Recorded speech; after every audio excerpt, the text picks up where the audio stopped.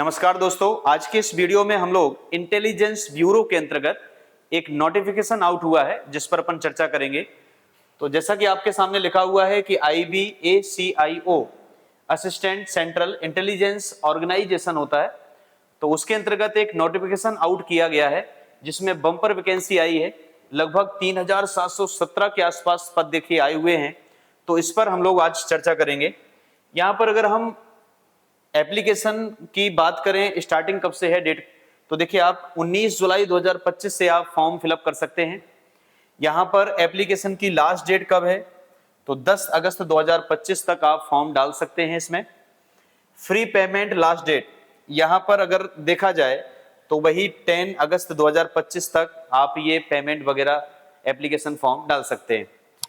IB के अंतर्गत अब आपसे एग्जाम डेट कब होना है, एग्जाम कब होगा, तो इसके लिए कोई ऐसी अभी सूचना नहीं है, लेकिन जल्द ही नोटिफिकेशन ये जारी होगा और उसके अंतर्गत बताया जाएगा आपसे कि एग्जाम कब करवाया जाएगा। लेकिन स्टार्टिंग जो है फॉर्म भरने की वो 19 जुलाई 2025 से स्टार्ट हो चुकी है। यहाँ पर क्या क्या मांगा गया है, अगर हम एलिजिबिलिटी की बात करते हैं, योग्यता की, तो देखिए आपके पास बैचलर डिग्री होना चाहिए, वो भी एनी स्ट्रीम, किसी भी यूनिवर्सिटी से किसी भी विषय में अगर आपकी बैचलर डिग्री है तो ये एक तो रखा गया है। दूसरा, कंप्यूटर नॉलेज मांगा गया है आपसे कि नॉलेज होना चाहिए कंप्यूटर का, तो यहाँ पर कोई ऐसी स्पेसिफिक डिग्री नहीं मांगी है, लेकिन नॉलेज होना चाहिए कंप्यूटर का। वहीं अगर हम बात करें कि इसके अंतर्गत कितनी वैकेंसी है, तो टोटल वैकेंसी देखो 3717 है। UR के अंतर्गत, जनरल के अंतर्गत 1537 वैकेंसी है। वहीं EWS की बात करते हैं तो देखिए 442, OBC के अंतर्गत 946, SC कैटेगरी के लिए 566, वहीं ST कैटेगरी के लिए 226 पद दिए गए हैं, और ऐसे करके टोटल पदों की संख्या है 3717 पद। यहाँ पर देखिए आप, यहाँ पर सैलरी लिखा हुआ है, यहाँ पर कितनी सैलरी आपको मिलेगी, तो 44,900 से लेकर के 1,42,400 तक ये आपका लेवल 7 के अंतर्गत ये आपकी सैलरी रहने वाली है। और यहाँ पर आपका जो पेपर होगा, वो पेपर के अंतर्गत किस प्रकार का पैटर्न रहेगा, वो सारी चीजें हम समझते हैं। और मैंने आपको बताया कि एलिजिबिलिटी किसी भी यूनिवर्सिटी से आपका ग्रेजुएशन होना चाहिए और कंप्यूटर का नॉलेज होना चाहिए। यहाँ पर अगर हम बात करते हैं एज की, कितनी एज रखी गई है, तो देखिए 18 प्लस व्यक्ति इसमें फॉर्म डाल सकते हैं। जो भी 18 प्लस एडल्ट है, वयस्क है, तो 18 से लेकर के 27 वर्ष यहाँ पर एज रखी गई है, और वो भी 10 अगस्त 2025 तक इतनी उम्र इसके बीच में होना चाहिए, वो व्यक्ति यहाँ पर एलिजिबल रहेगा। तो इस प्रकार से यहाँ पर एज है। कुछ पदों के लिए थोड़ा बहुत रिलैक्सेशन होता है, जैसे कि हर एग्जाम में है, बाकी यहाँ पर एज जो है वो 18 से लेकर के 27 वर्ष है। पेपर का पैटर्न अगर हम एग्जाम की बात करते हैं तो देखिए टीयर फर्स्ट जो होगा उसमें आपका रिटन एग्जाम कंडक्ट करवाया जाएगा। 100 मार्क्स का रहने वाला है, 100 नंबर का ये पेपर रहेगा।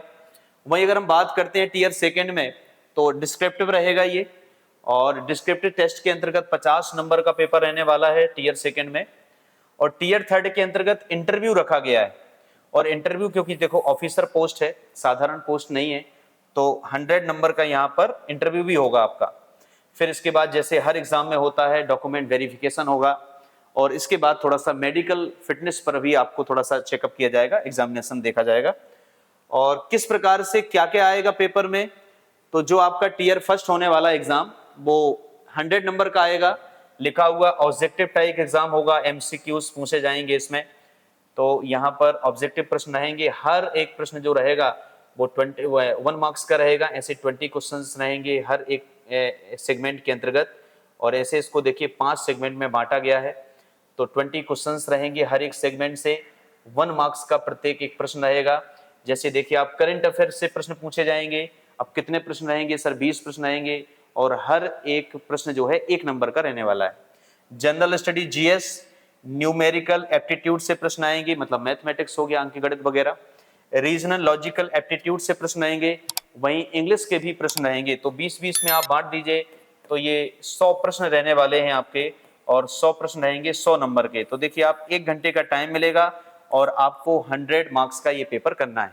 टीयर फर्स्ट नेगेटिव मार्किंग रहेगी, और वो भी नेगेटिव मार्किंग जब आप कोई रॉन्ग आंसर करते हैं तो 1/4 होती है, कम है 1/4, तो 1/3 नहीं है, 1/4 यहाँ पर नेगेटिव मार्किंग भी रखी गई है। नेक्स्ट टीयर सेकंड में बताया मैंने आपको कि डिस्क्रिप्टिव टाइप का पेपर होगा और ये 50 नंबर का होगा पेपर, जिसमें ऐसे के लिए 20 नंबर का ऐसे पूछा जाएगा और इंग्लिश कॉम्प्रिहेंसिव से संबंधित प्रश्न रहेंगे, जिसमें 10 नंबर के कुछ लॉन्ग टाइप के क्वेश्चंस रहेंगे, 2 क्वेश्चन रहेंगे और प्रत्येक 10 नंबर का। ऐसे करके अगर हम देखते हैं तो लगभग 50 नंबर का ये डिस्क्रिप्टिव एग्जाम मतलब होगा, जिसमें आपके ऐसे वगैरह पूछे जाएंगे। वहीं टीयर थर्ड में क्या होना है, तो टीयर थर्ड में देखिए आप, उसके बाद में आपको इंटरव्यू के लिए बुलाया जाएगा और 100 नंबर का 100 मार्क्स का देखिए आप इंटरव्यू भी करवाया जाएगा, जैसा कि यहाँ पर लिखा हुआ है।